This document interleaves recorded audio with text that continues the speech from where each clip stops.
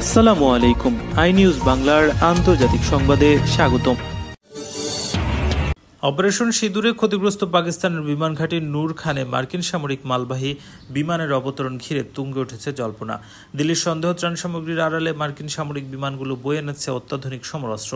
Operation সিঁদুরে ভারতের ক্ষেপণাস্ত্র হামলায় নূর খান ঘাঁটিটি ক্ষতিগ্রস্ত হয়েছিল। তারপর থেকে গত ৩ মাস বন্ধ থাকে। এই অবস্থায় নূর খানের আমেরিকার সামরিক বিমানের আনাগোনায় উঠেছে একাধিক প্রশ্ন। ইসলামাবাদের হাত ধরে ফের কোনো ষড়যন্ত্রে নেমেছে ওয়াশিংটন। বিপদের আশঙ্কায় প্রতিবেশীর উপর কড়া নজর রাখছে নয়াদিল্লি। ৬ সেপ্টেম্বর নূর খান বিমান ঘাঁটিতে মার্কিন বিমান বাহিনীর একাধিক সামরিক বিমান অবতরণের ছবি প্রকাশ্যে আসতেই শুরু হয় হইচই। যুক্তরাষ্ট্রের বিমান প্রস্তুতকারী সংস্থা বোয়িংয়ের তৈরি C-17 গ্লোবমাস্টার নামের মালবাহী উড়োজাহাজগুলোকে সেখানে নামতে দেখা যায়। পরে যুক্তরাষ্ট্রের তরফে জানানো হয়, বন্যা কবলিত পাকিস্তানের জন্য বিপুল পরিমাণ ত্রাণ সামগ্রী নিয়ে গেছে ওই সব বিমান। কৃতজ্ঞতা স্বীকার করে পাল্টা প্রতিক্রিয়া দেন রাওয়ালপিন্ডির সেনা জেনারেলরা। কিন্তু তারপরেও বিষয়টি নিয়ে আতঙ্কে আছে ভারত। স্থানীয় গণমাধ্যমগুলোর প্রতিবেদন অনুযায়ী সংশ্লিষ্ট সামরিক মালবাহী বিমানগুলো কুয়েত ঘুরে রাওয়ালপিন্ডি সংলগ্ন নূর খানে অবতরণ করে। এগুলোর নিয়ন্ত্রণ রয়েছে যুক্তরাষ্ট্রের সেন্ট্রাল কমান্ডের হাতে।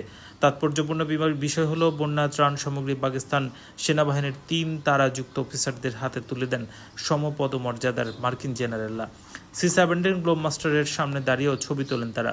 এই রকমের মোট 6টি বিমান আসার কথা রয়েছে বলে জানিয়েছে ইসলামাবাদের আন্তঃবাহিনী জনসংযোগ দপ্তর বা ISPR। নূর খান ঘাঁটিতে সামরিক মালবাহী বিমান অবতরণের পর এক্স হ্যান্ডেলে একটি পোস্ট করে পাকিস্তানের মার্কিন দূতাবাস। সেখানে বলা হয়, বন্যা দুর্গতদের জন্য ত্রাণ চেয়ে আমাদের কাছে অনুরোধ করেছিল পাকিস্তান। সে আর্জি অনুযায়ী মালবাহী বিমানে প্রয়োজনীয় সামগ্রী পাঠানো হয়েছে।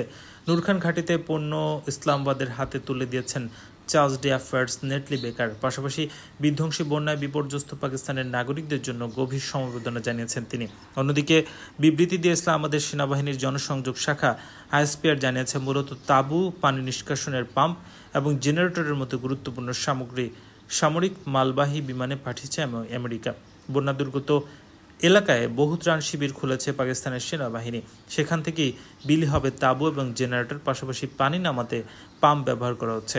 ভারতের সাবেক সেনা কর্মকর্তাদের একাংশ অবশ্য সামরিক মালবাহী বিমানে ত্রাণ সামগ্রীর সরবরাহের তথ্য মানতে নারাজ। তাদের আশঙ্কা, ত্রাণের আড়ালে অত্যাধুনিক হাতিয়ার পাকিস্তান সেনাবাহিনীর হাতে তুলে দিতে পারে আমেরিকা।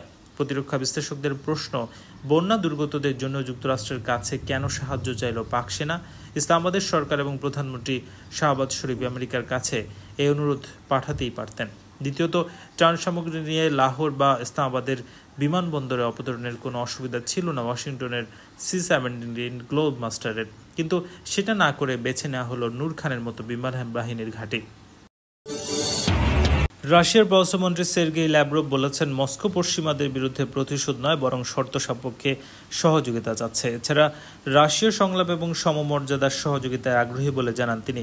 এক প্রতিবেদনে তথ্য জানিয়েছে আনাদোলু।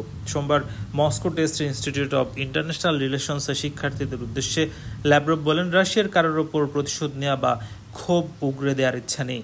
তার ভাষায় রাগ কিংবা প্রতিশোধের আকাঙ্ক্ষা, এ দুটোই খারাপ।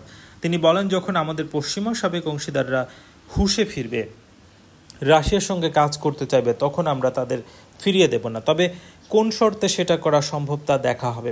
ল্যাভরভ আরও বলেন, ভবিষ্যতে পশ্চিমাদের সঙ্গে সহযোগিতা এমনভাবে করতে হবে যাতে রাশিয়ার অর্থনীতির গুরুত্বপূর্ণ খাতগুলোর জন্য ঝুঁকি তৈরি না হয়। তিনি দাবি করেন, রাশিয়া সংলাপের জন্য প্রস্তুত এবং সবার সঙ্গে সৎভাবে কাজ করতে চায়। এর প্রমাণ মিলেছে গত মাসে আলাস্কায় রাশিয়ার প্রেসিডেন্ট ভ্লাদিমির পুতিন এবং যুক্তরাষ্ট্রের প্রেসিডেন্ট ডোনাল্ড ট্রাম্পের বৈঠকে। গত 15 আগস্ট আলাস্কায় অনুষ্ঠিত এই শীর্ষ সম্মেলন ছিল ইউক্রেন যুদ্ধ শুরু হওয়ার 3.5 বছরের বেশি সময় পর রুশ এবং মার্কিন প্রেসিডেন্টের প্রথম সরাসরি বৈঠক। আলাস্কায় বৈঠক প্রসঙ্গে ল্যাভরভ বলেন, এই বৈঠক দেখিয়েছে বর্তমান মার্কিন প্রশাসন পারস্পরিক জাতীয় স্বার্থকে সম্মান জানিয়ে সব সমস্যার সমাধানের প্রয়োজনীয়তা বোঝে। ইউক্রেন যুদ্ধের ক্ষেত্রেও ওয়াশিংটন এই সংঘাতের মূল কারণ দূর করার উপর গুরুত্ব দিয়েছে বলে উল্লেখ করেন তিনি। ল্যাভরভ বলেন, যুক্তরাষ্ট্রসহ সব দেশের সঙ্গেই সমমর্যাদার সহযোগিতায় রাশিয়া আগ্রহী। আর্কটিক অঞ্চল, তরল প্রাকৃতিক গ্যাস, মহাকাশ গবেষণা, কৃত্রিম বুদ্ধিমত্তার মতো খাতে যুক্তরাষ্ট্রের সঙ্গে সহযোগিতার সম্ভাবনা রয়েছে। তার ভাষায়, যুক্তরাষ্ট্রের মধ্যেও একই ধরনের আগ্রহ আছে।